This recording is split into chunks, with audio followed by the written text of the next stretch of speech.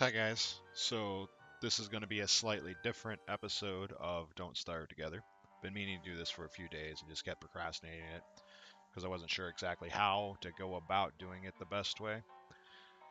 However, I think I've got a solution down. We're going to do a mod spotlight off stream, upload it specifically to YouTube so that I can focus just on explaining what's going on without having to deal with constant monster harassment and things like that in game and try to explain it without people disrupting me with chat. Not that I dislike people disrupting me with chat, just kind of hard to focus on what I want to explain. So yeah, mod spotlight. To find your mods, you go to just the mods tab from the base of the game, and the get mods option will just display the top mods. You really need to go through Steam's actual browser to go through the mod section there. I feel like that's pretty simple, and everybody ought to be able to figure that out. So I'm not going to go through that. However, I will explain the mods that I use, and I'll highlight or showcase some of them in game.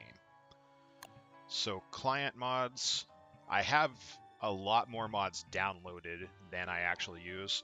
Some of them aren't functional anymore, and I've just not taken the time to go through and remove them. Some of them are not as useful as they originally appeared to be when I was reading their description. Some of them I played around with and didn't really care for.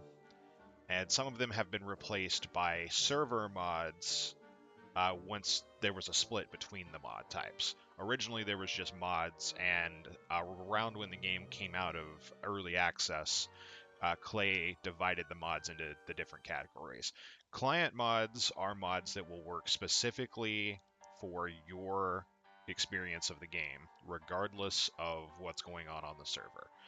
They usually change things like your HUD or your mapping without actually impacting gameplay. And as a result, they're pretty compatible with anything on any server. Occasionally, you'll have mods where the server will have a mod and then the clients have to have a version of the mod. However, I don't use anything that is not either specific for my account or specific for the servers I'm hosting. I don't use any mods that require my clients to do anything. Just they can anybody who wants to play with me can just load into the game and they don't have to do anything else. That said, I still recommend having some of these mods. Combined status is great. If you've noticed a difference between my HUD and the one that you might use in the top right hand corner, uh, that's because I'm using combined status. It shows seasons, will tell you how many days are left in a season. It shows the phases of the moon once it gets evening. It keeps your health, hunger, and sanity uh, numeric values out without having to mouse over them. Shows your temperature and shows your. I think your wetness shows up anyway once you start getting wet. So, but just having an actual temperature gauge is really nice during the seasons where you can start taking damage from weather. To configure the mod, you can just change some of the Oh, that's right. It's got an external temperature as well.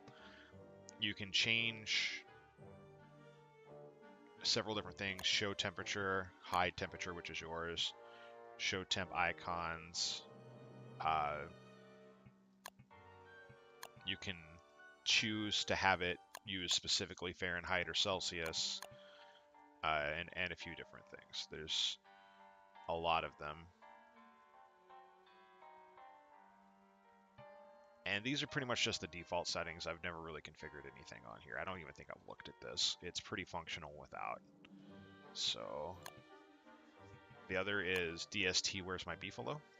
This adds a lot of functionality to your map. You can open your map and it will show extra icons on there.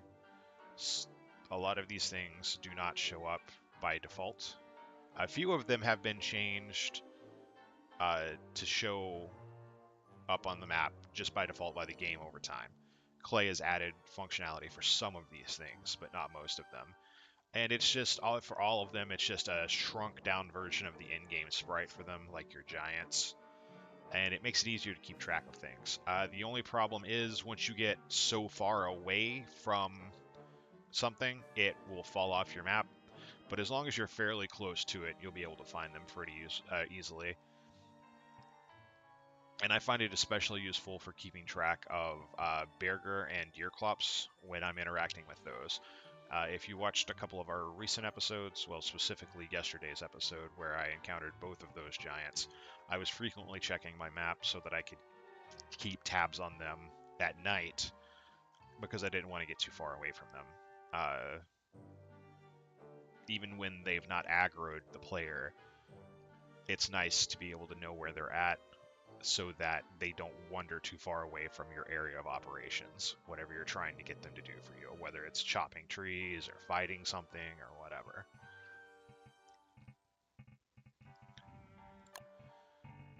The only other client mod I use is geometric placement. This is what adds the little grid when I'm planting pine cones or berry bushes or building structures or whatever. Not the grid that you see when you use a pitchfork, but a more detailed point grid that shows exactly in green and red where you can place stuff and where you can't. It's great when you're trying to cluster plant, not using the cluster plant mod we'll talk about in a minute, but like when you're trying to tightly pack in structures, since you can easily see exactly where you can place everything. It's super useful for putting crock pots and refrigerators close together. So I actually do change some of the default settings on this. Specifically, where is it? Grid colors. For some reason it defaults to black and white now, I think. And I can barely see that because so much of the game is washed out anyway, especially if you're crazy. The red-green is the easiest for me to see, and then I think red-blue, if you're colorblind, is easier to see. I won't swear to that, though.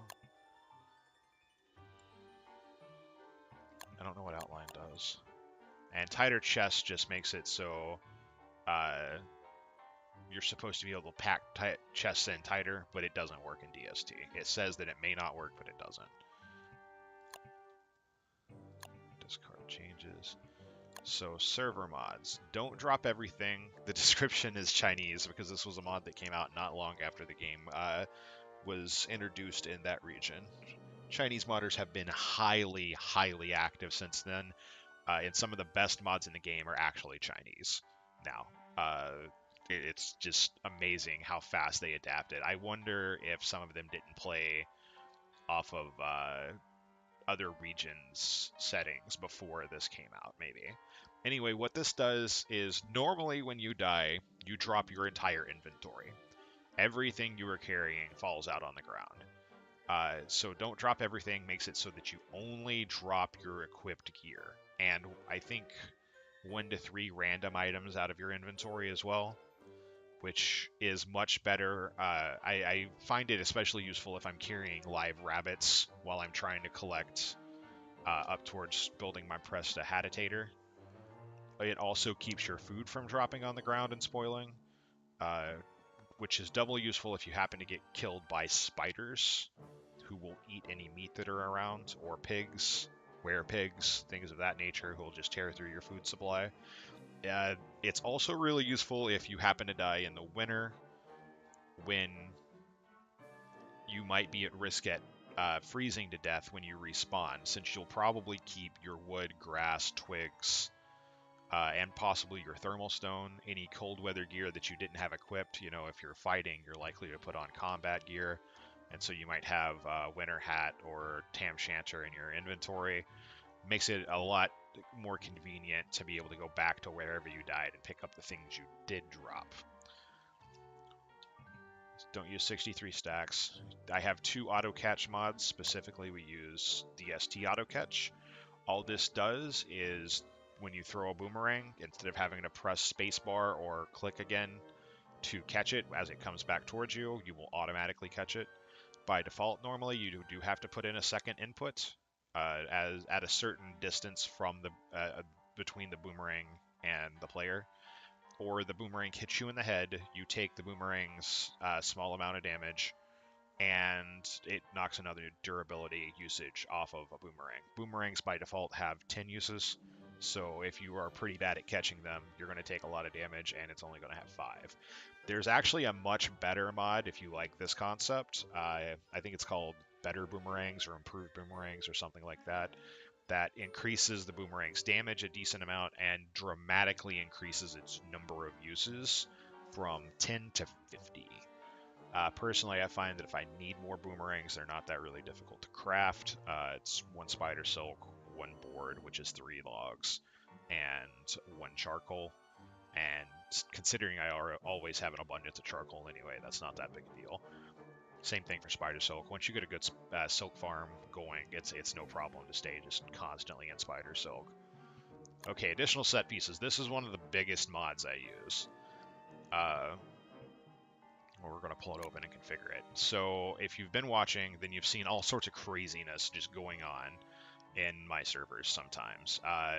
Tiki torch pigs all over the place where normally you wouldn't have but a few on a map.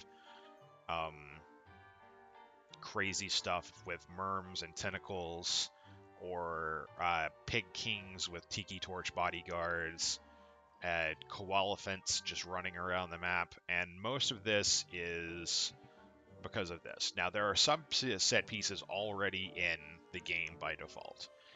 Specifically, the one I can think of off the top of my head on the server we've been playing on is the 100 reed trap, where in the swamp that I got into in the first few episodes, there's just dozens and dozens of reeds in one location, and tentacles completely surrounding it so that anything that tries to pick them just gets murdered.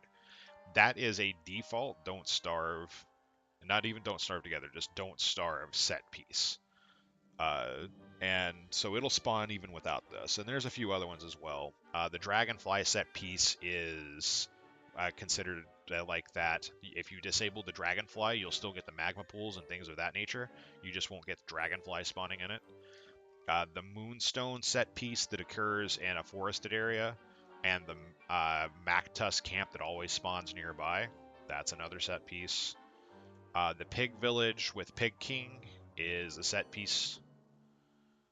I think you can get the pigs to turn off if you disable pigs, but the Pig King will always occur in a grassy area nearby a deciduous forest. Same thing with the Glommer statue being pretty close to that. The Oasis will occur. That's a set piece even if the Antlion is disabled, as will the Sandstorm in that desert. Trying to think. That's all the ones I can think of off the top of my head. There are some other ones for sure. There's on a server that Skyrim Master and I are playing on off stream that has the Tallbird Fortress set piece, where it's a bunch of gold rocks surrounded by tallbird nests, which is actually really cool.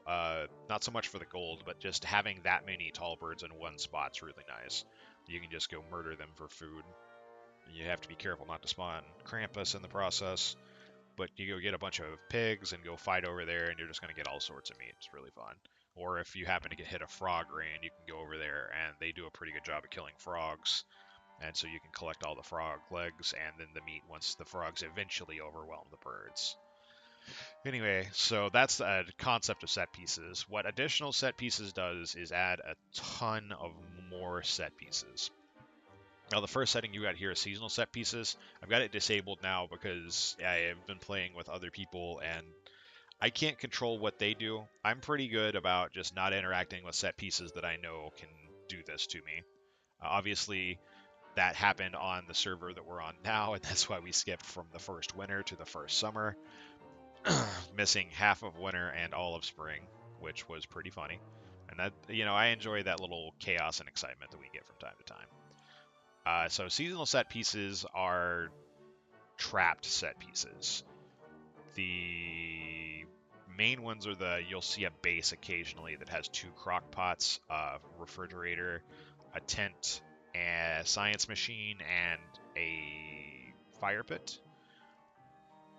And I think there's about a 50% chance when you find one of those it'll be trapped to change it to summer, to change it season, and then there's a 50% chance from there I think it's a 1 in 3 chance actually, that it'll change it to either summer, winter, or spring. If it changes it to summer, you'll be attacked by 5 fire hounds. If it changes it to winter, you'll be attacked by 5 ice hounds. If it changes it to spring, you'll be attacked by 5 regular hounds also. This set piece can be a great boon to players because that's a lot of resources, especially if you're lacking gears, because the ice chest will give you a guaranteed gear. Pretty nice. So fairy rings are just additional. No, it's not additional mushroom rings. It's flower rings. You'll see big rings of flowers on the ground. Mushroom rings are just a ring of mushrooms of various sizes. Can be as small as, I think, 6 and as large as 16 mushrooms just in a circle on the ground, and it can be randomized for what colors. Note that these will spawn in areas that are appropriate for that mushroom spawn, so you're not going to see blue mushrooms in a grassy area. Typically, you'll see any color in a deciduous forest, and if you get a mushroom ring in a swamp, it'll be blue or green.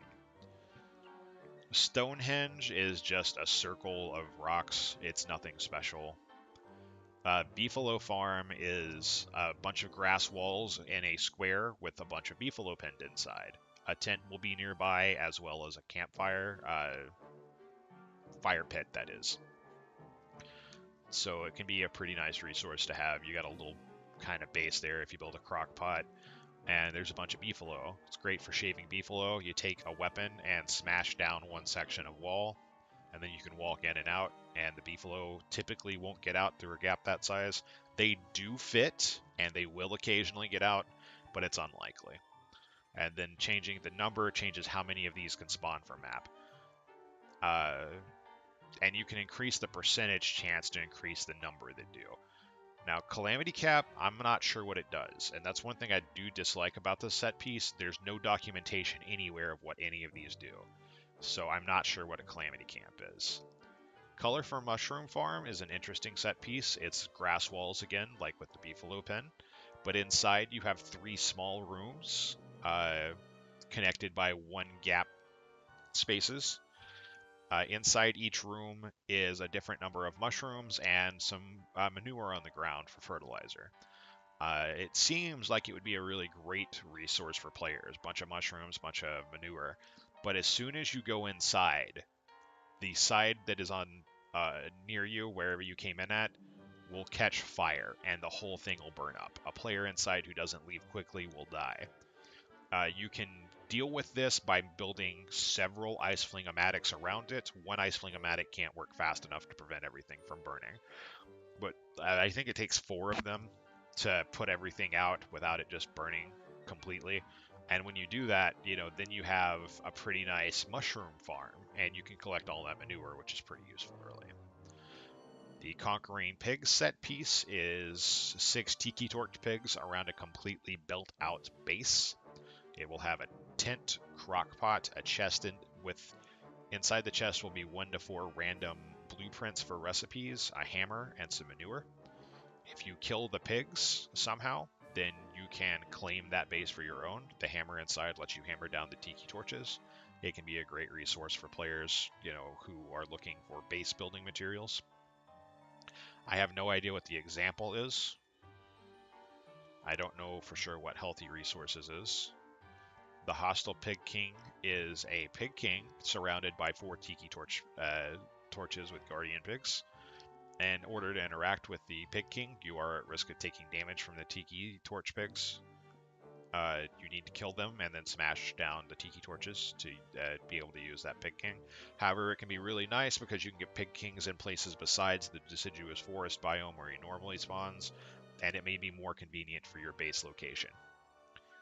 Hound Rocks is a set piece of a bunch of rocks surrounded by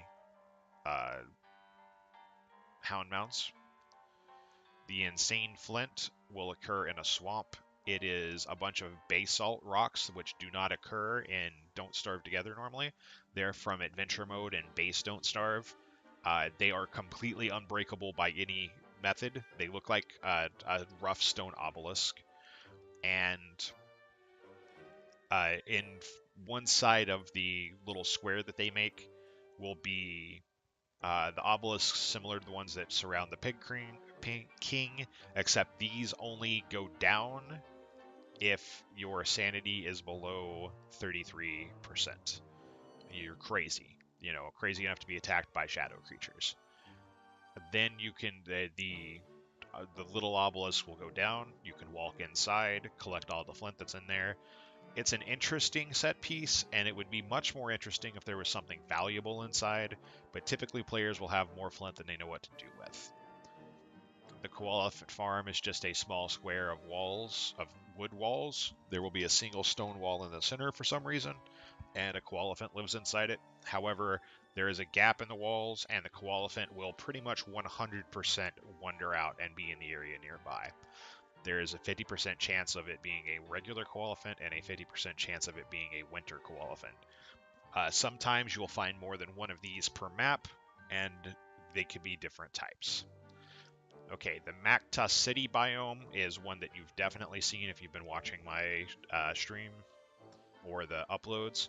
It is a cluster of around 20 Mactusk walrus camps with roads made out of cobblestone running between them in a desert. Both deserts will spawn one of these. It is a highly dangerous set piece. And I don't know why it says 10% here when there is a 100% chance of it spawning. There's definitely some oddities going on with the spawn rates for these things. Some of them spawn every map no matter what. The Conquering Pigs, for example, spawns all the time. And by the way, these 10% values are base. The Mactus Town is a set piece where you will have 3... I think that's the one that's got 3 walrus camps surrounded by pine trees.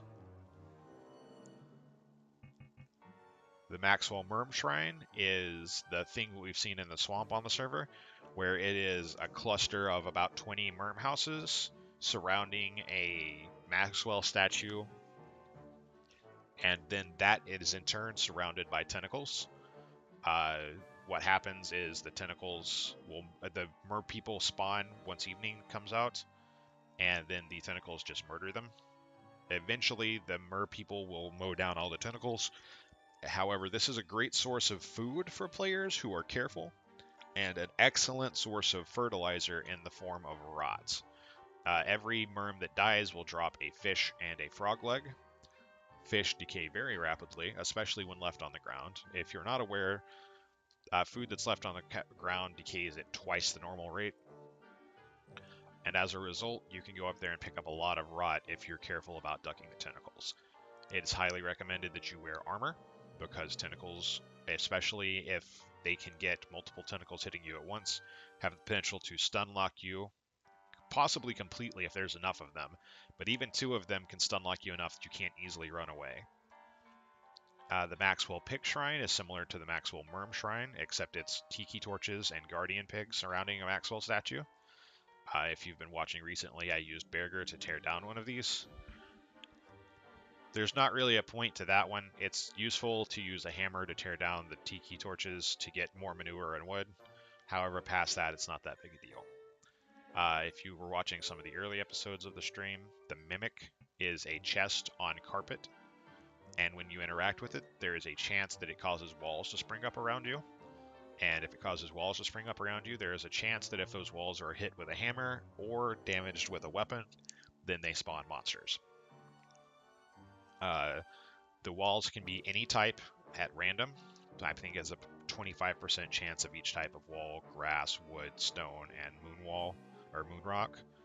On server, we got moonrock walls, which obviously are the strongest and took the longest to knock down. And since it took the longest to knock down, it spawned a ton of monsters. We spent, I think, the entire second episode of the stream for DST just dealing with that, and collected a huge, ridiculous amount of resources from it. It was really profitable. And because of this particular piece, the balance of the game is really crushed pretty hard by Mimic. Inside the Mimic chest will always be a weapon, randomly chosen between a dark sword, a hambat, and a spear. If you get to the chest too late in the game, the Hambat will have rotted into rot and will not exist, so you won't get a weapon out of it. It'll always have a piece of armor, which will either be a knight armor or a log suit or a marble suit. A hammer to use to smash on walls, and then a treasure item. The treasure item is typically blue or red gems. I think there's a small chance for it to be purple gems. Pig Guards is a small set of tiki torches, 4 of them surrounded by wood walls with gaps in it so that they can get out. I'm not sure what Pig Guards Easy is. A pig town is similar to the Mactusk city. It's a bunch of pig houses surrounded by roads. Resurrection Stone Lit is a touchstone that has a fire pit nearby it that starts off lit. The Ruined Base set piece is a base similar to what gets built out by the Calamity Camp or something like that has caught fire and every structure in it burnt down. It can be hammered down to collect half the resources that you would normally get from breaking something. I'm not sure what a Seasonal Retaliation is. The Simple Base is the set piece that you see occasionally where there is a crock pot, tent, fire pit, and chest surrounded by firehounds. You kill the firehounds by hitting them one time, luring them away from the base, and then killing them away. That way when they drop fire, they don't set everything ablaze, and then you can collect a base off of it. I'm not sure what the village square is. The Wealthy Graves mod, or set piece, and it seems to spawn 100% of the time. Every map has a graveyard somewhere in it. You can always tell when you're in the graveyard because it's the only area of the map that has fog. The graveyard will typically have a few gold nuggets laying on the ground and a ton of graves. The graves can be dug up for typically trinkets. There's also a small chance it will drop red gems, blue gems, purple gems, nightmare fuel, and possibly, if you're very lucky, a life-giving amulet. It's something I typically dig up as every character as soon as I have time to go do so.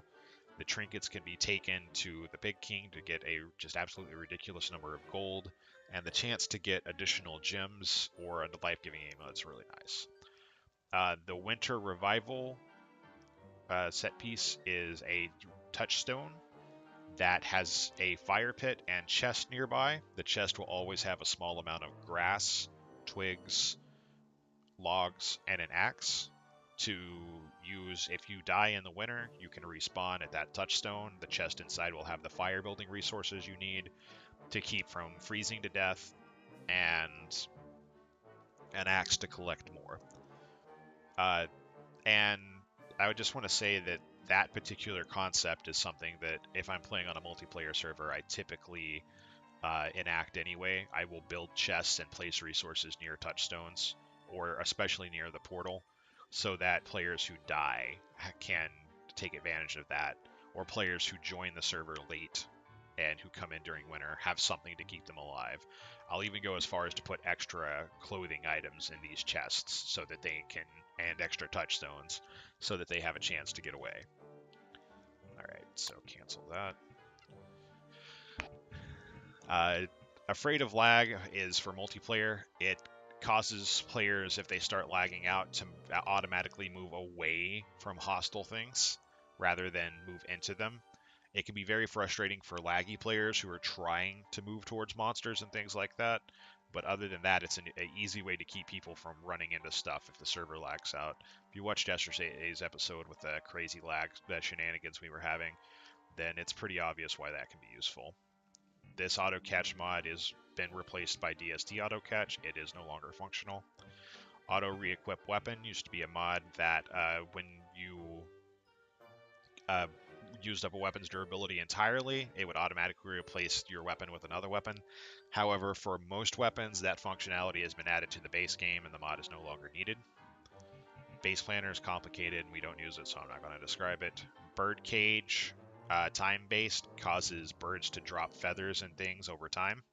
However, it is incompatible with other mods I use. Chester for Everyone's one that's really nice. Typically, when you load a server of Don't Starve Up, there will be one Chester's Eye Bone, and pretty much just whoever finds it gets Chester.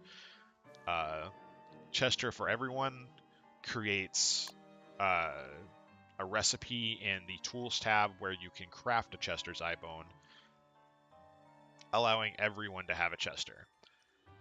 And the Chesters will then be named so that you know whose Chester is whose, and you can interact with another player's Chester opening it like you would a normal chest. However, you can't grab their eye bone and take their Chester. In the configure mod, you have a difficulty. Easy, 2 twigs, 1 rope, 2 gold. Super easy. The medium is the default. It's 1 living log, 1 rope, 1 gold, 1 nightmare fuel. And if you've seen how hard a time I have getting living logs early, you can understand why that can be considered a medium recipe. However, late game, it's super easy. And then hard is just a lot more of the same and adds gears to it. Hardcore requires you to use a Deerclops eyeball to simulate the eye part of the eye bone, and is realistically probably a fair recipe, but it's more trouble than it's worth at that point. You can adjust what you need to use. However, this does not seem to work because the recipe is are unlocked by default. You can change the number of Chesters that people can have, and you can change whether or not you can interact with each other's eye bones. Note that if the chests are set to 1 and you find Chester's eye bone, you will not be able to craft your own Chester. Cluster Plant Reborn allows you to plant pine cones, saplings, grass tufts, berry bushes, juicy berry bushes, marble beans. I'm trying to think. There's a couple of other things that I'm forgetting. Birch nuts and other things. Well, we'll pull up the configure and tell exactly. Anyway, it lets you plant them in clusters of 3x3 or 5x5. You'll need to have the appropriate number of whatever you're trying to plant to be able to do it. So if you're doing 3x3, you need multiples of 9. If you're doing 5x5, you need multiples of 25. And there's also, by default, a resource requirement to be able to do so. So if you're planting berry bushes, you would need to have 25% of the number of berry bushes as berries. So if you're doing 3x3, that means you would need, I think it rounds it off to 2 berries per 9 bushes you wish to plant. Juicy berry bushes, saplings, grass, trees, twiggy trees, birch nuts, and yeah, marble. So that was everything. And so it's just nice for being able to plant a bunch of stuff at once and plant them in nice symmetrical rows. Discard.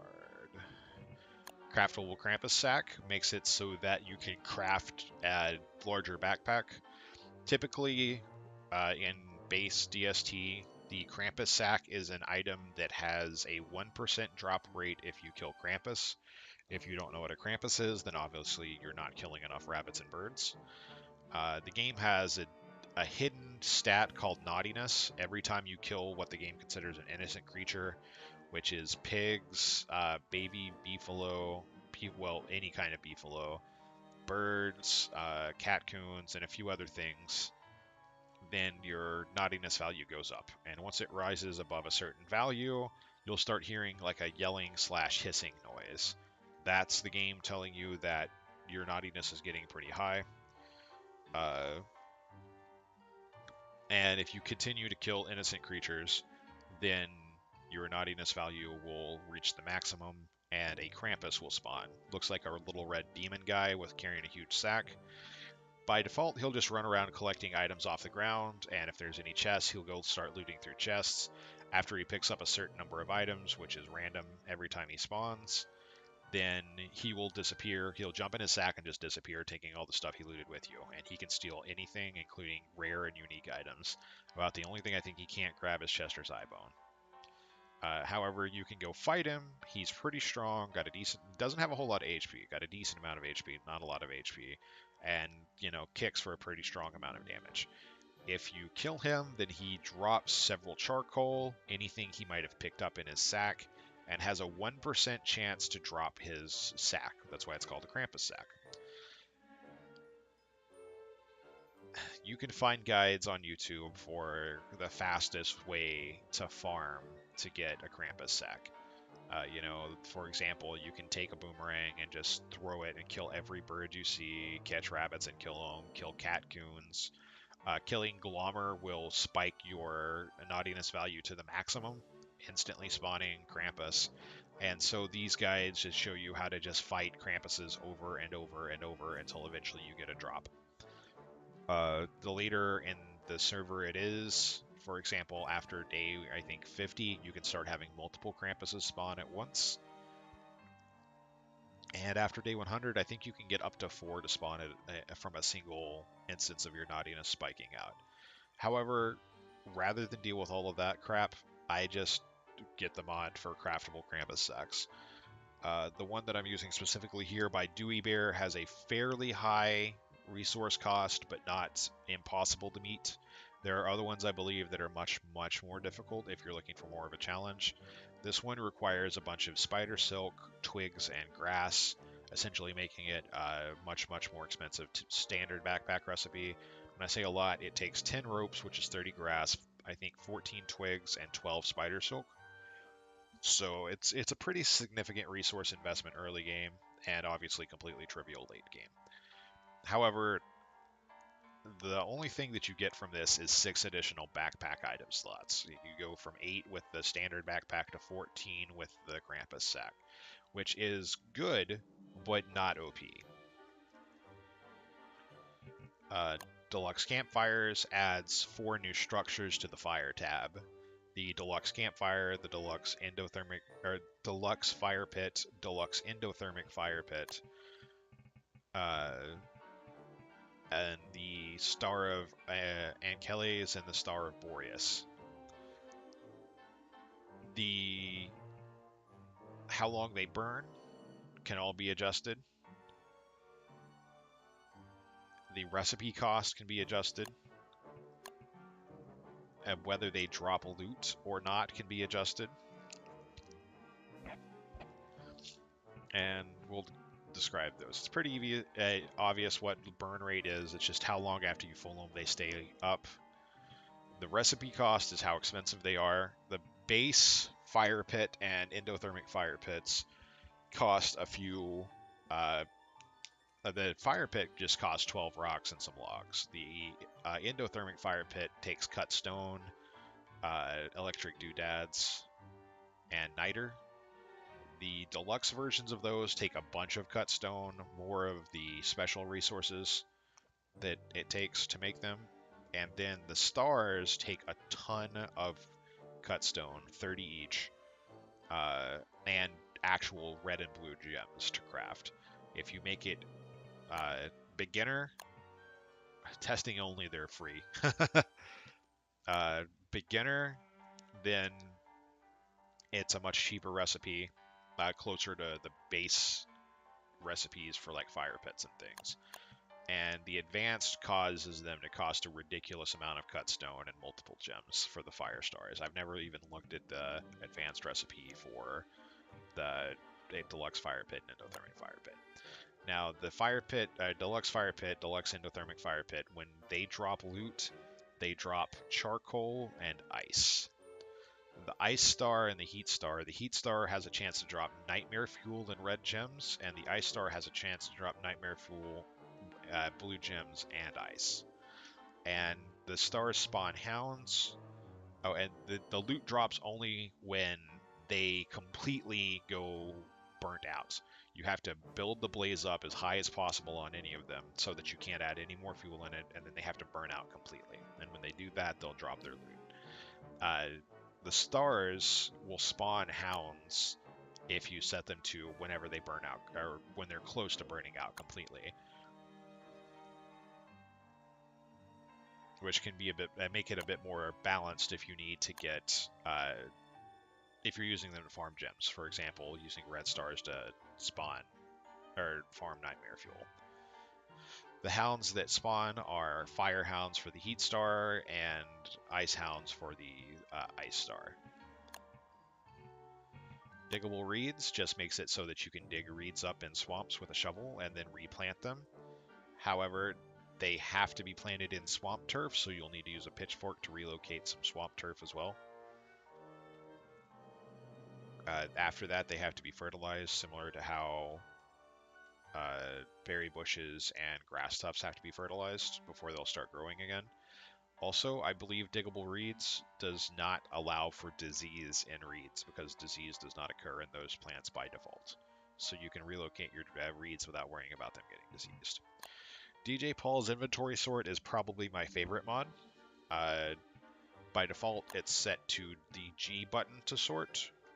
I set it to Z. Z is what it is in the base Don't Starve game for this exact same mod. So I'm just used to using that button for it. The preferred torch count, it will put the preferred torch count on your numbers 1 and 2, or however, whatever you set it out to, up to, I believe, 10. Yeah. So your number keys will have torches in them if you have additional torches created. Otherwise, it pushes them to the end of your tools. That's the other thing. When you sort, your inventory will have tools go to the number keys, and when you run out of tools, then it'll do armors, and then when you run out of armors in your inventory, it'll do food, and it automatically shifts resources such as twigs and grass into the backpack. You can change what goes into the backpack. Fun mode is what causes the turkey gobbling sound whenever you press the button. It's just cosmetic, it does nothing. I always turn on light paths and then never actually use them. It allows you to create a light structure that will just always glow. You don't have to interact with it at all. That allows you to light up paths. People typically use it to create light paths between their base and their farms. You can change the light color, and you can change whether or not they have to use fuel such as fireflies or light bulbs. They don't provide much light. I don't even know if they provide enough light for keeping Charlie from murdering you. However, they do make it easy to follow paths to your structures, whatever you build them out to. Extra equip slot adds, as it says, a backpack and amulet slot to the game. It just makes it so that you don't have to rotate through whether you're using an amulet or a backpack or an armor. I find this especially useful for being able to carry a backpack and also use an armor at the same time instead of having to put your backpack down every time you go to fight. It's more of a convenience thing than anything. I very rarely use amulets at all. The Magiluma Essence is the only amulet I'll use on the regular. They're just not that valuable. The life-giving amulet costing hunger constantly is annoying. There are much easier ways to heal. I will carry one sometimes to use to revive if I die. But other than that, I don't worry about it. The chilled amulets I will sometimes use in the summer for emergency cooling. They're really useful for that, but obviously you can't wear it all the time or you'll just die. The Nightmare Amulet can be useful for certain characters who specifically want to go crazy but have difficulty doing so, such as Wigfrid and Maxwell. However, the durability on those is so low that it's not really worth doing. It's much easier to just go eat monster meat or mushrooms or whatever, jump in and out of wormholes, drive yourself crazy that way. Trying to think. The Lazy Forager is useful in certain situations. It makes it very quick to pick up a bunch of stuff. You can just run by it and it grabs it all and throws it in your inventory at a fairly reasonable cost. However, I feel like the gem cost is kind of high on that one. The gems that you can use to craft that can be used to make much, much better stuff. Global positioning makes it so that you can see players' icons on the minimap, no matter how far they are away from you, or if you can even see their terrain. It also shows fire pits and campfires that have been lit so that you can find your way towards bases. If you're looking for something interesting to play around with, this Halloween mod's pretty fun. It changes the sprites for a lot of objects, turning them into more kind of spoopy stuff. It creates some really interesting changes, but it's, at the end of the day, just a cosmetic mod.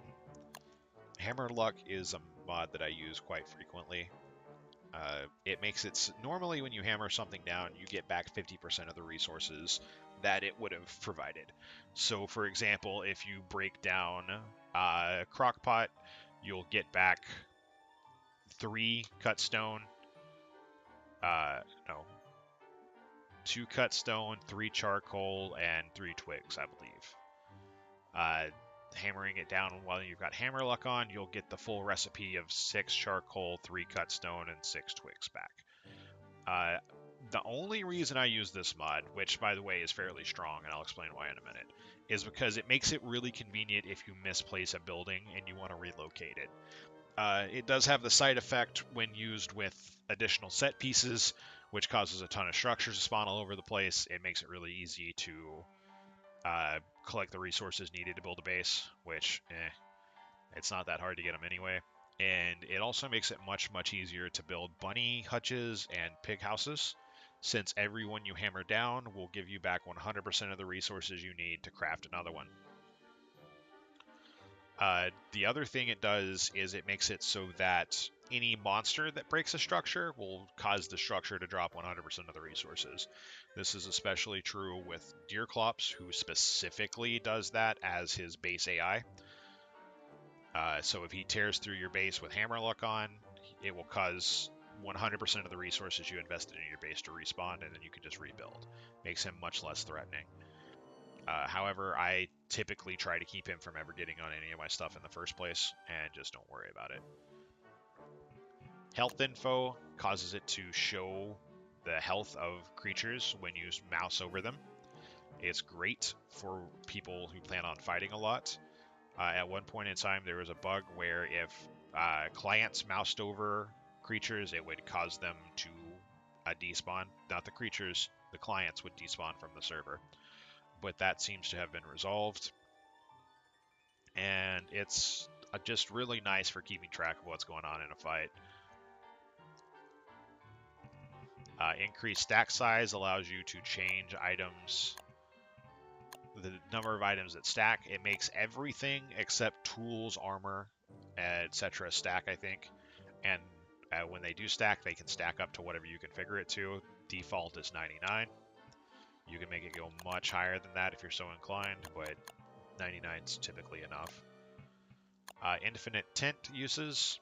By default, tints have 10 uses. After that, they disappear. They just like suck into themselves and poof, gone. You can, if you've been keeping track of how many times you've used them, you can hammer them down and rebuild them. Because of how strong tints are, I don't set it to infinite. I do personally set it to 20. That way you can get some value out of it, but you do have to rebuild them occasionally. It's personally, and especially playing as Wickerbottom, this is completely irrelevant because Wickerbottom can't sleep. However, it does matter if you're playing as other classes, and especially when you're playing with new players. The tent just provides an easy way for them to get their health and sanity back if they're having trouble staying alive and your food supply is adequate.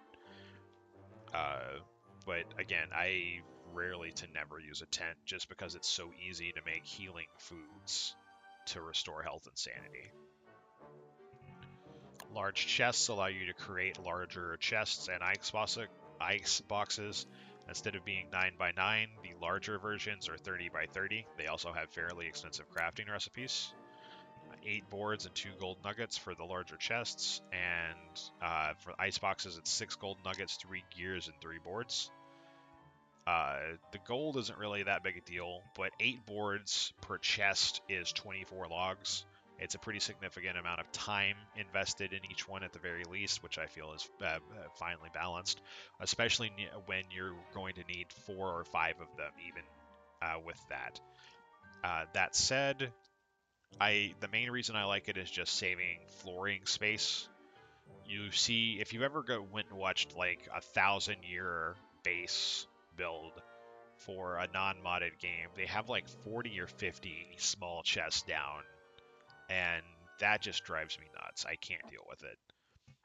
And then item organization, just my OCD drives me absolutely crazy trying to organize that many chests. I'd never get anything done. Map sharing just makes it so that when one player reveals an area of the map, it is revealed to all players. There is a small bug with this.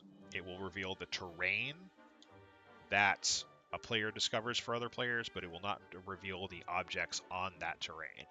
It's still useful in and of the fact that it'll show where different biomes are, and a smart player can figure out what is probably in that area just based on what the biome is.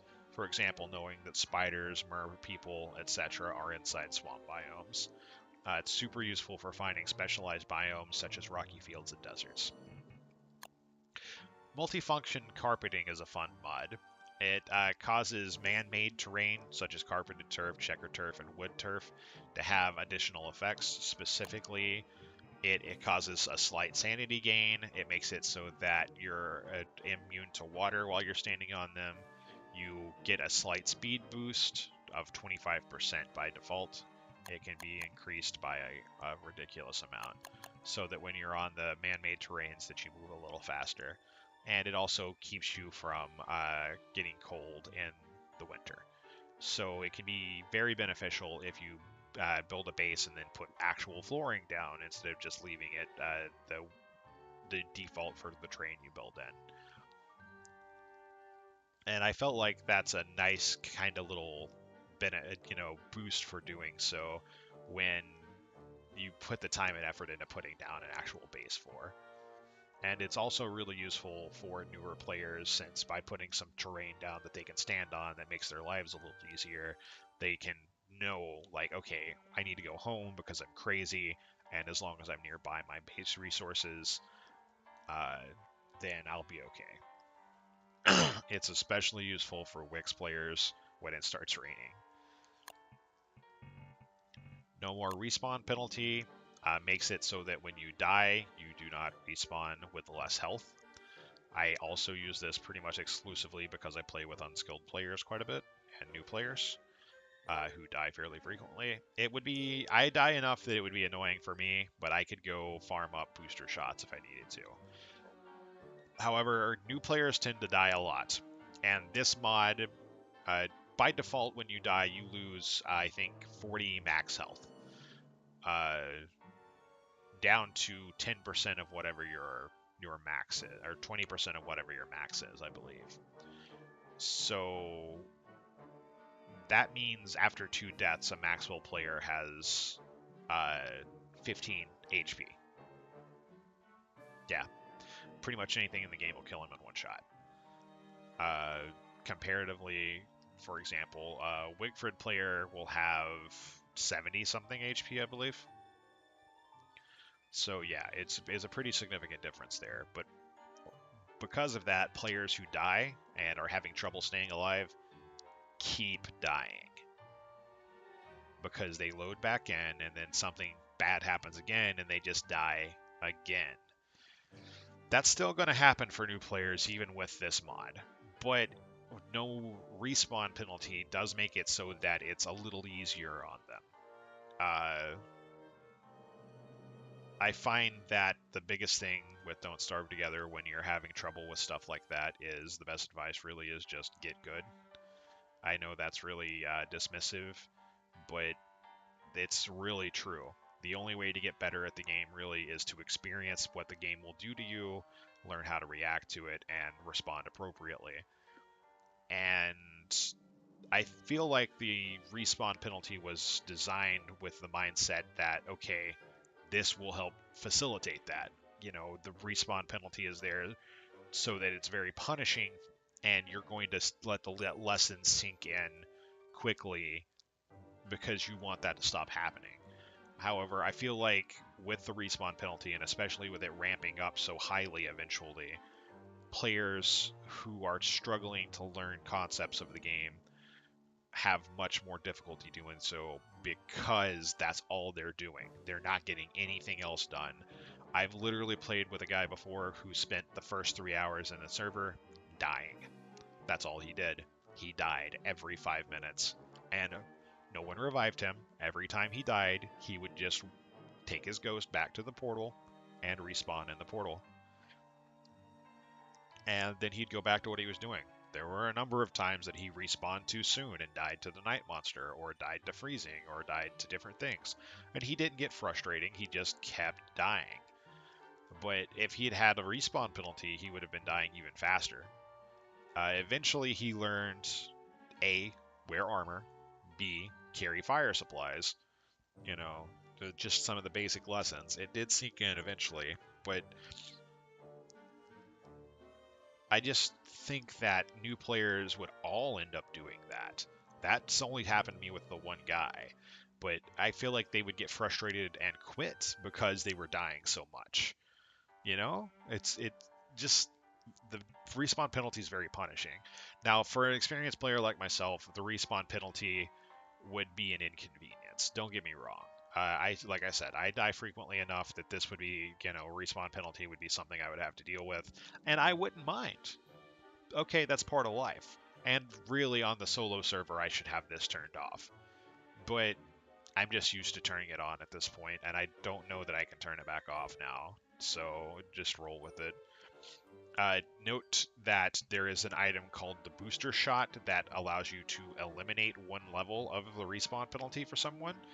I believe it's a pretty basic recipe. Just the odd thing is it requires a mosquito sack, and so it wouldn't be that hard to deal with. Just go to the swamp and kill some mosquitoes and get whatever else you need.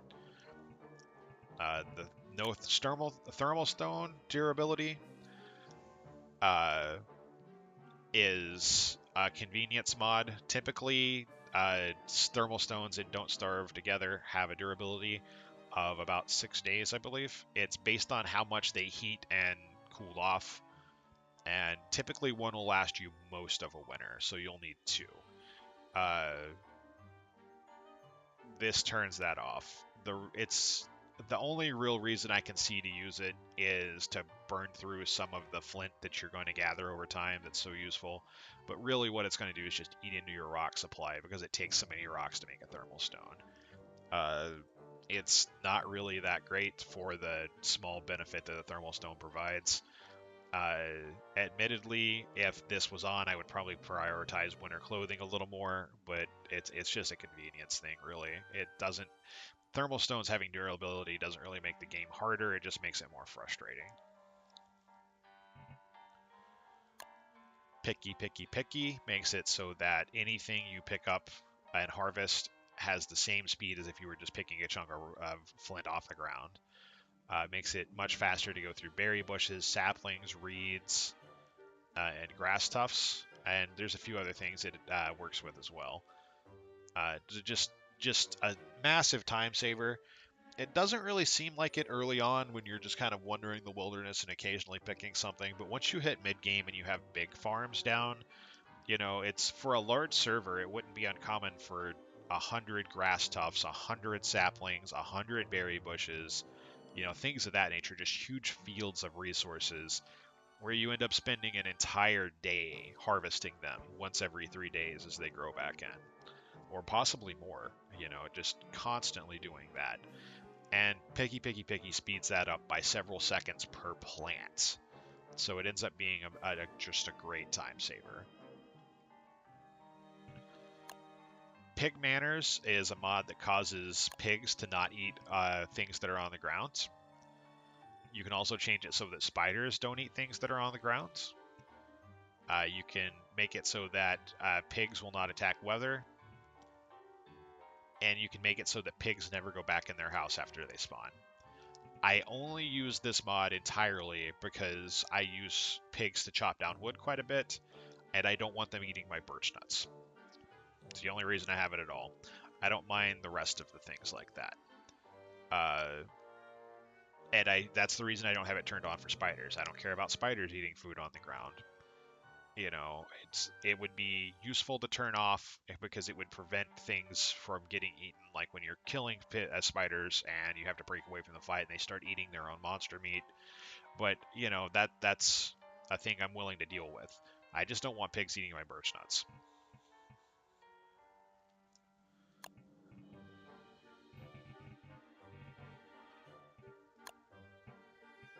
The set piece config mod I don't use.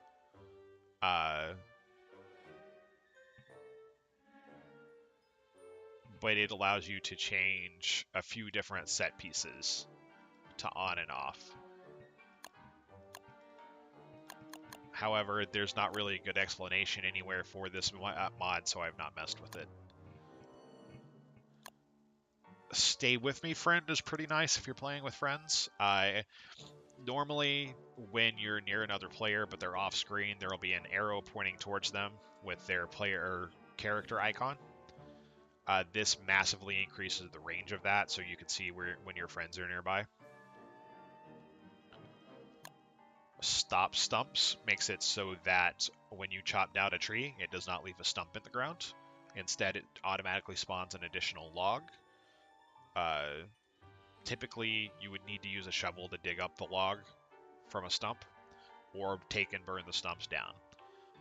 I use this mod specifically so that when I cut down trees, I can just immediately replant them without having to spend most of a day with a shovel digging them all up. It's very convenient. Tools or fuel seems useless, but it ends up feeling pretty good. There will be a number of times you'll be out exploring or whatever, you come back to your base and you've got a weapon with just a few percentages of durability left, and rather than have it carrying or taking up inventory space by carrying it, you can just toss it in a fire pit, get rid of it, and craft a new one.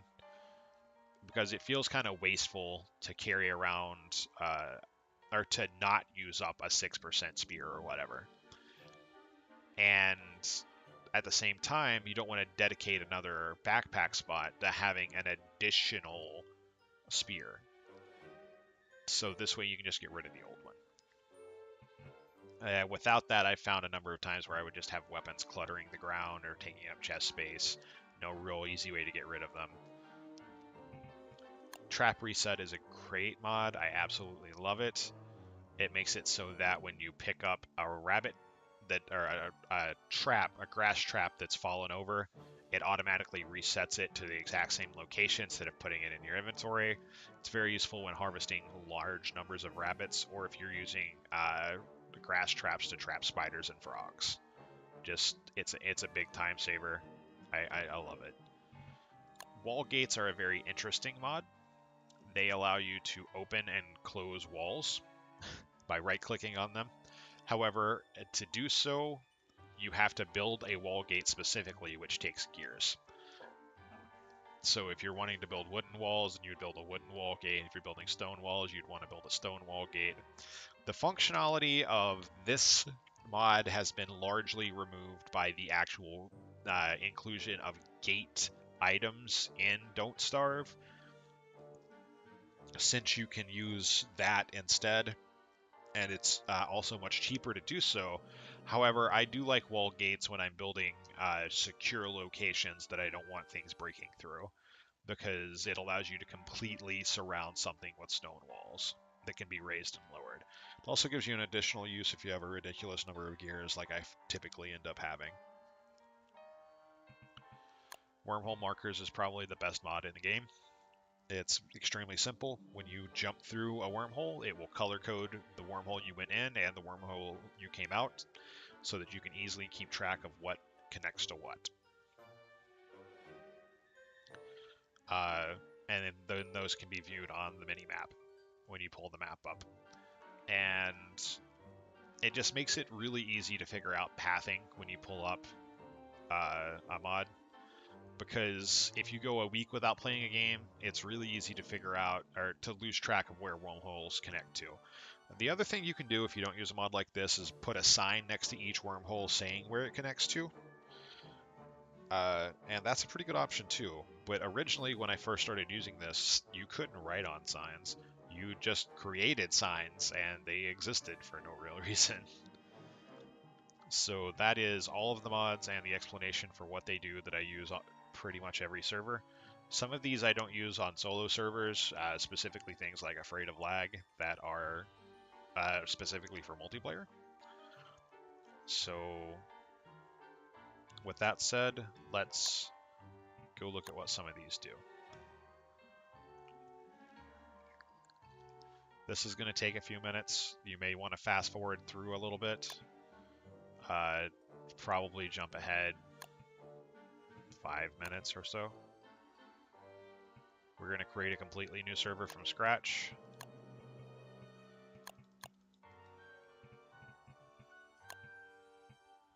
All of this can be left alone. Turn on our mods, and I will showcase some of these. Oh wait, no, actually. I want to turn down the size of the server. Actually, there's a few other things I want to do. We're going to set the server to only day. And only autumn.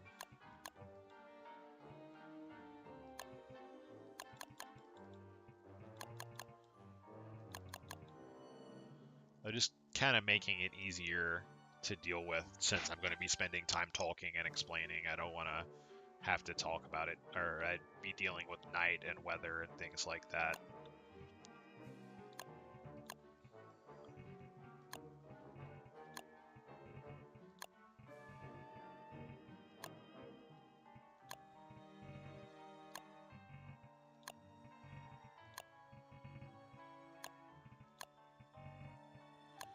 I won't be able to show off every every mod.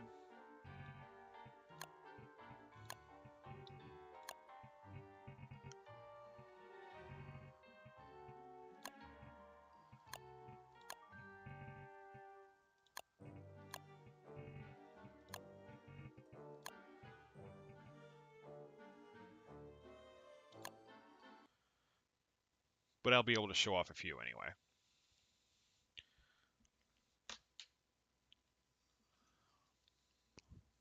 By decreasing the size of the world, it'll put everything closer together so that I'll be able to find stuff a bit faster. Note that this should load fairly quickly because I've got Steam set to offline right now. No, I don't. What am I thinking?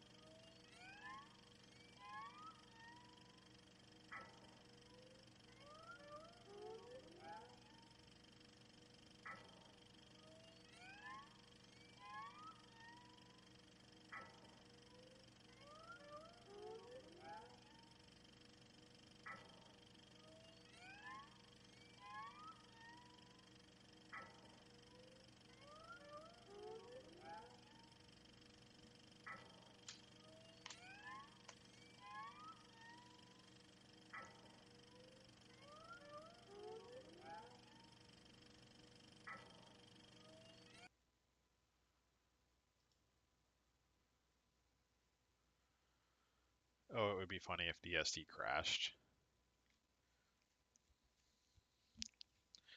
It does that from time to time. Don't Starve Together is not the most stable game in the world, especially if you use as many mods as I do. There we go. And I'm going to play as Wigfrid here, specifically so that I can start with some combat stuff.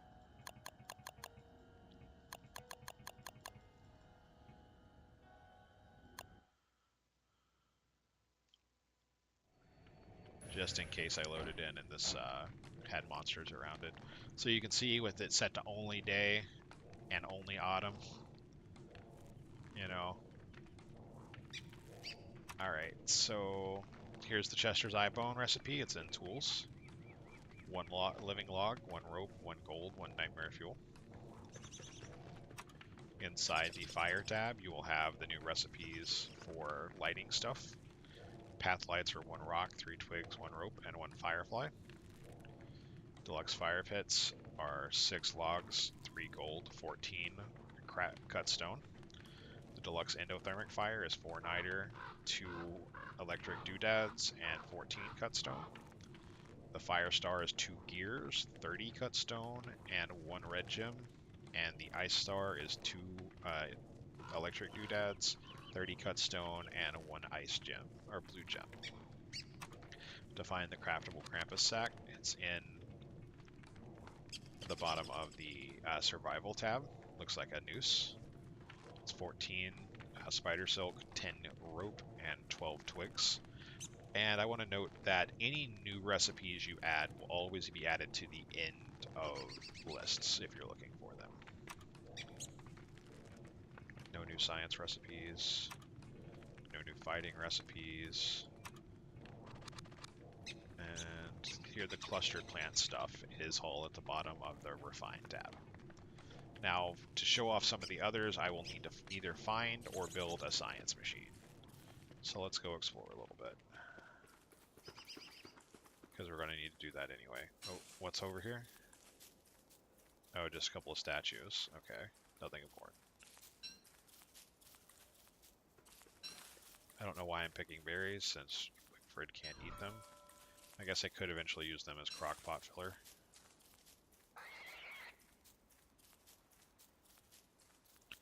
Note that with the world size set to small, this place will be absolutely tiny. I'm not sure if increasing world size increases the amount of resources in it, or if it just increases the space that those resources are spread across. I've played with different world sizes before, and it always feels to me like it's the same amount of stuff, there's just more space. Okay, here's our first additional set pieces. I'm not sure what this is exactly, but there will be a bunch of grass, berries, flowers on the top side, and twigs on this side. And it's surrounded by fire hounds. You can completely ignore the hounds and collect the resources. And you can't really see it very well from here, but there's one wood wall in the center. There it is. Yeah, I was going to say, sometimes this piece is trapped, and when you interact with one kind of resource, it'll set everything on fire. Firehounds are immune to fire, so they just sleep right through it. Grass geckos are a creature that doesn't spawn on every server, but some servers have them. There's also a chance that Grass tufts will eventually turn into... we need some gold.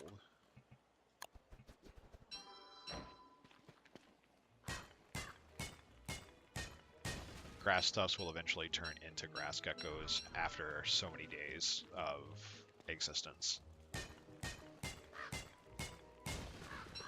Grass geckos are completely harmless. They have no method of fighting back at all, even if you try to fight them.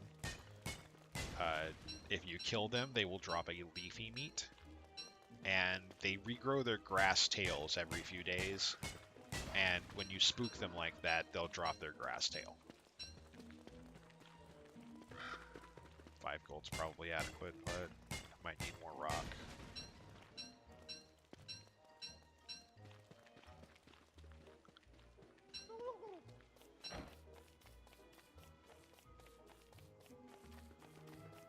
I'm not going to try to find every additional set piece thing on the map. If I see any, I'll point out what they are.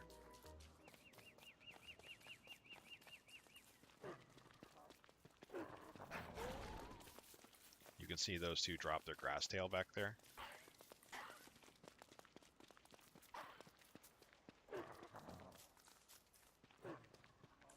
I personally think they're kind of cute.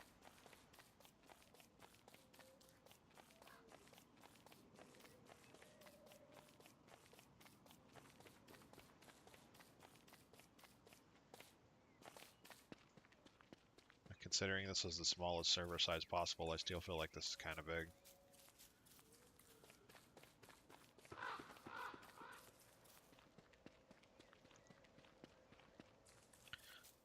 I'm going through what I call a patchwork biome right now. It's got a bunch of different kinds of turf all over the place.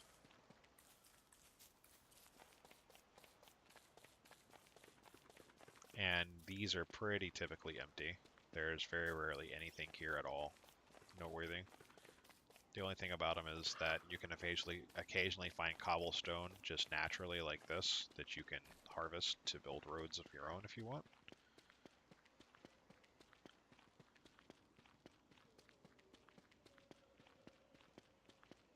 Also, the rocky den that you can use to make yourself a pet will usually be in this biome.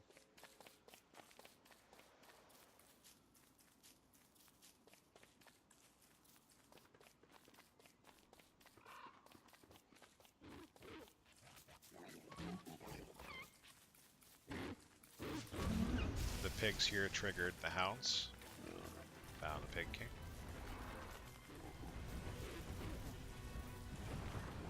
Ah, these pigs had grass planted. It's unfortunate when this particular set piece spawns next to a pig village. So normally when you hammer down a pig house, you should get half the resources that you would need to make one. However, you can see they gave quite a bit of resources with the Hammerlock mod on. I could access my structures tab, and now I'm kind of regretting not playing as Wickerbottom, to be completely honest.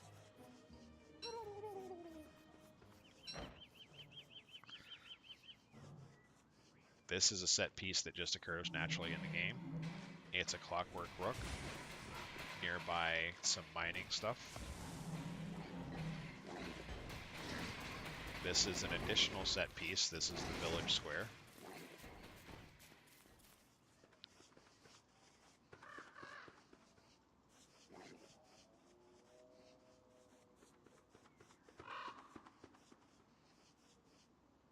Day 2 just rolled over.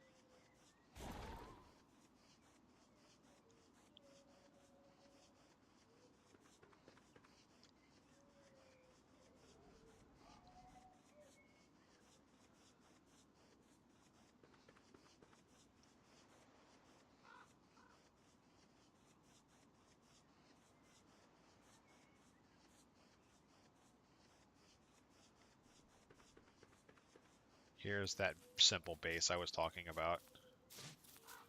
You want to hit them one time. Oh.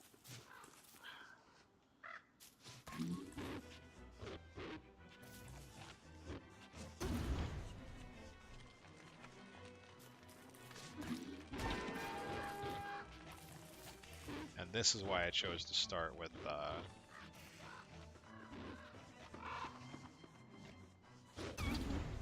yeah, typically hounds don't live long enough for you to see that, but they will eat meat that's on the ground.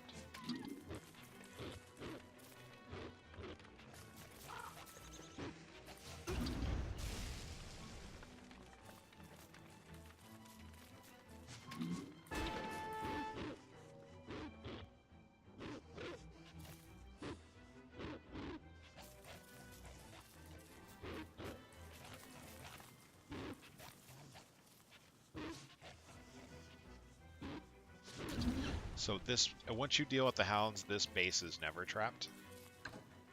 And oh wow, randomly got a bunch of blueprints out of this one. There we go. That'll get us access to our structures tab.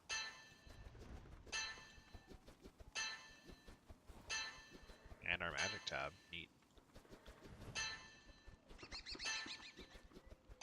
Note that reading a blueprint will restore a bunch of sanity.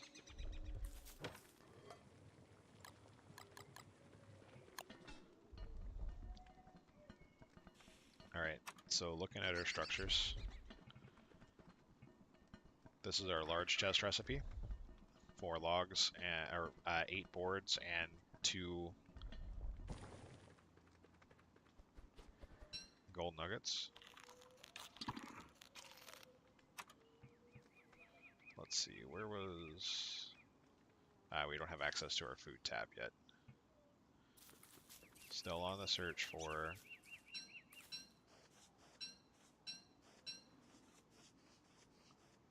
Butterfly wings are a great resource as well when you can get them for non-Wickford characters. Eating them restores a small amount of health.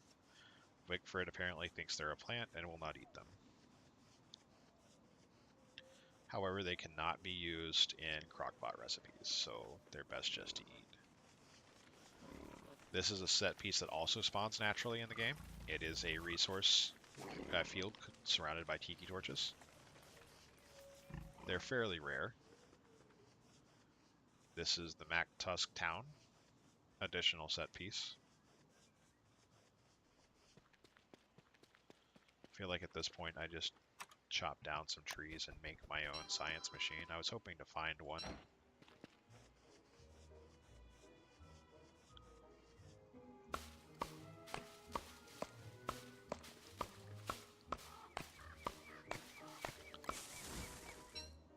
One of the best things about playing as Wickerbottom early is being able to craft a backpack. Just right off the bat. You can drop this too.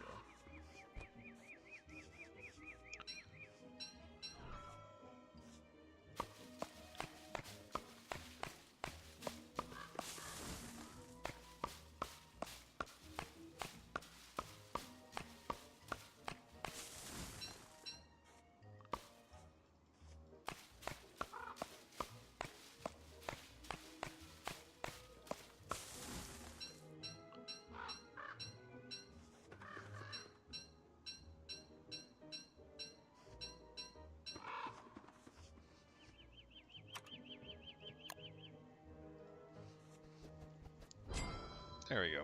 So food. Our larger icebox recipe. 6 gold nuggets, 3 gears, 3 boards.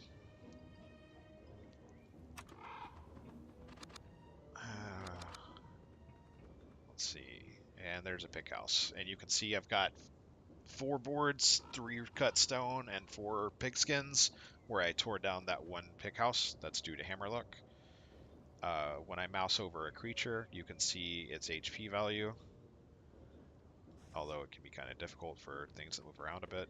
That's health info. Trying to think of any other ones I could show off real easily.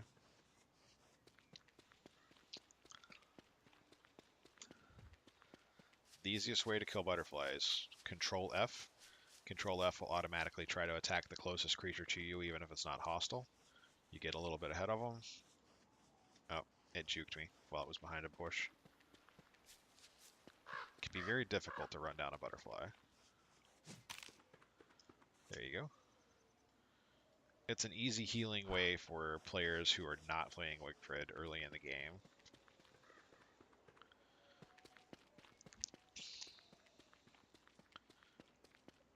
We'll roam around till the end of day 2, and then call it good on this episode. Just kind of show off whatever else I can find in that time frame, which probably won't be much, to be realistic.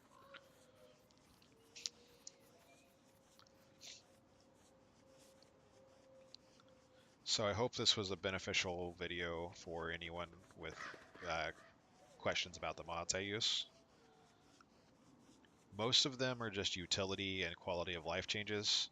A couple of them do make the game significantly easier. I don't use them to make the game easier, I use them for their quality of life aspects. And in the case of additional set pieces, to add some interesting things to the map. I feel like the base game is very devoid of interesting stuff, interactable things with players, and its additional set pieces allows you to create some things that, if you're willing to put in the work, you can get some nice benefits out of, like finding base stuff and fighting more monsters to get more stuff and things like that. It's not very balanced, to be completely honest. However, there is one other thing I want to talk about very briefly, and that's combinations of the mods I use that actually make things much, much easier than they seem on their own. For example, the deluxe fire pits, especially the star, provide a sanity aura if you're standing close to them. If you combine that with the flooring mod I use, there's the rocky den. You can see as I move close to it, it creates a new tab over in my crafting menu. Inside it is critters. You can create a pet from it. Kitty Kit is a catcoon that follows you around. Takes a catcoon tail, which you can only get by killing a catcoon, and a fish stick.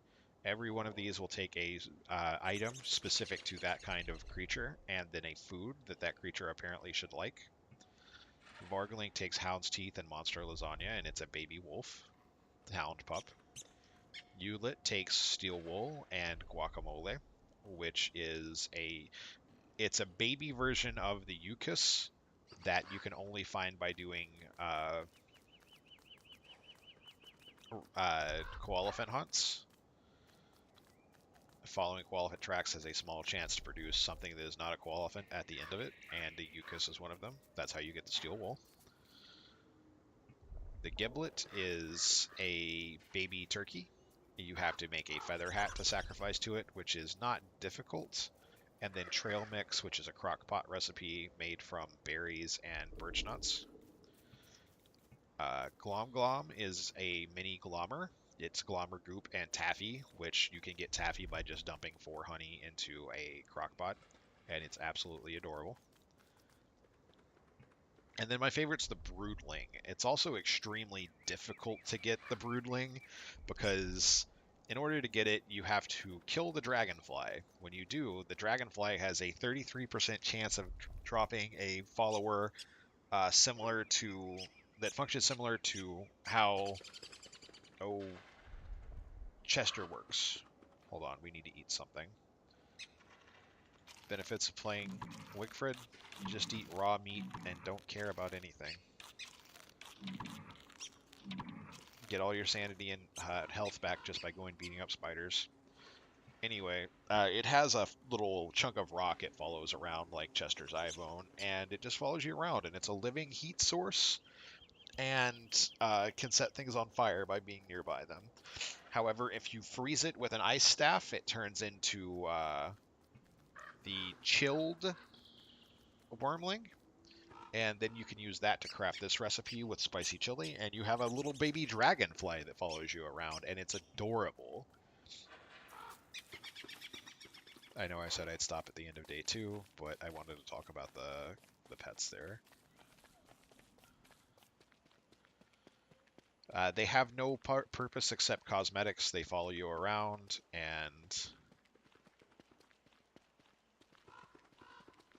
they will start screaming at you if you feed them. They develop personalities based on what you do. If you fight a lot, then they'll develop kind of an aggressive personality where they'll move up and start making noises and stuff at monsters. However, they never deal damage or interact with them in any way. It's just kind of something interesting to look at. It does give you another mouth to feed, however, if your goal is to make the game a bit more challenging.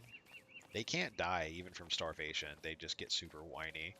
Caves isn't on this server. There would be a plug sinkhole here. This is the Maxwell pig shrine.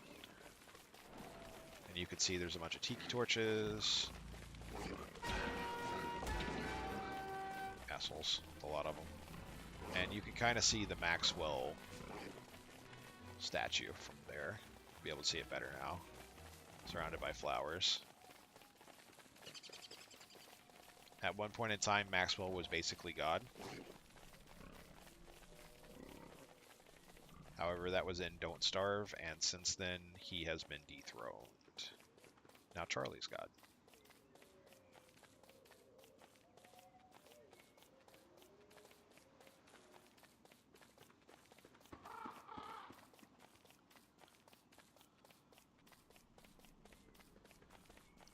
Not really seeing anything else.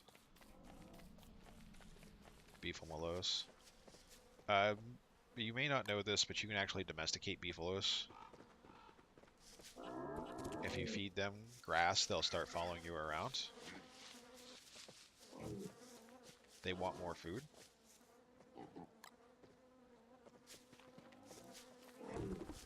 also ride beefalo.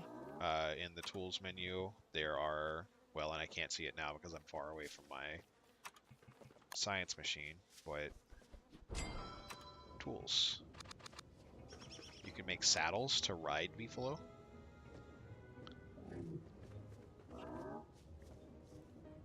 Oh, really?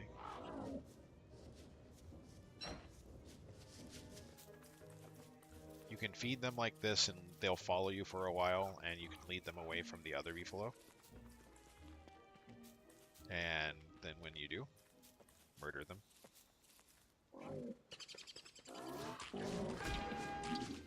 Didn't lead them far enough away.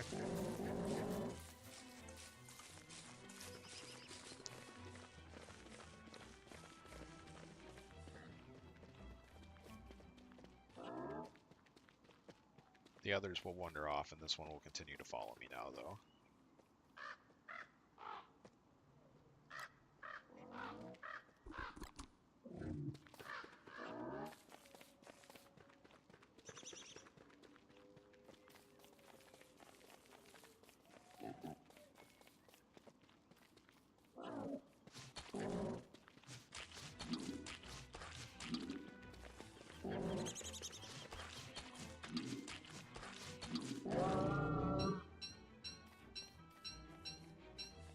I need one more beefalo wool. Since it'll never be night, I can never shave them to get wool. I'll have to kill them.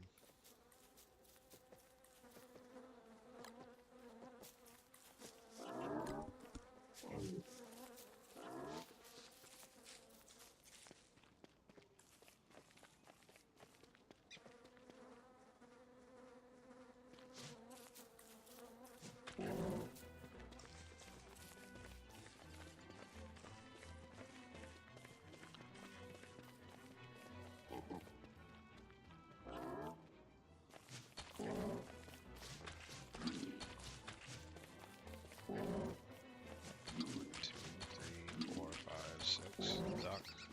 1, 2, 3, 4, 5, 6, duck. There we go. Now we can craft a saddle and I can show this off. Grab some berries. Another problem with an all-day server, only day server, is you can't get other color mushrooms than red. Alright, so this guy is going to be our friend now. Oh, I have to have an alchemy engine to be able to build one of these. That's frustrating. Alas. Not really worth. Or is it? Actually, with my hammer in tow.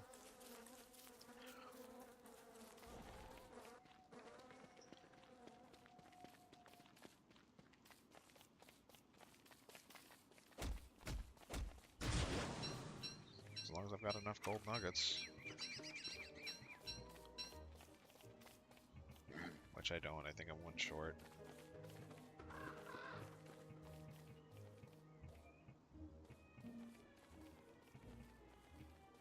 Nope, got just enough.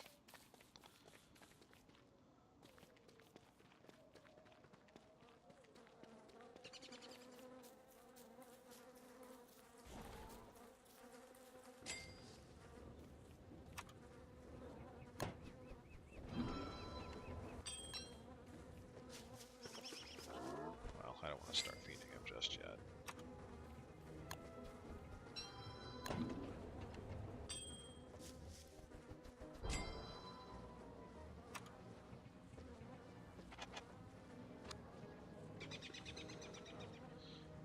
But the saddle itself takes gold.